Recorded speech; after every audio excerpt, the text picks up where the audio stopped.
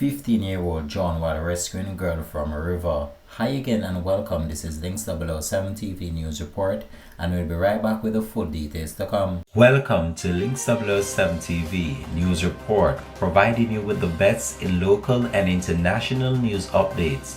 This is a place where you can get the most reliable and informative news information. Links 007 TV News Report. Welcome back and thanks for joining us. This is Links 007 TV News Report.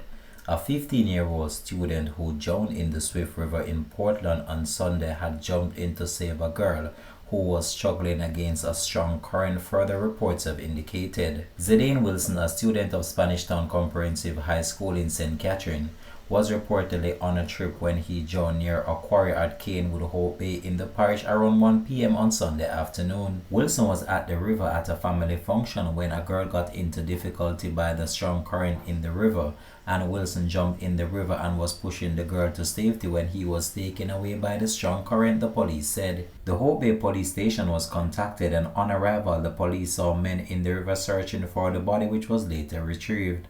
The deceased was wearing a blue cut-off jeans, a black watch on his left hand, and a ring on one of his right fingers.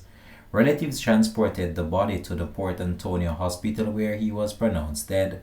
Links 007 TV will continue to track this story and have more details to come on this in a later newscast. Thanks for watching.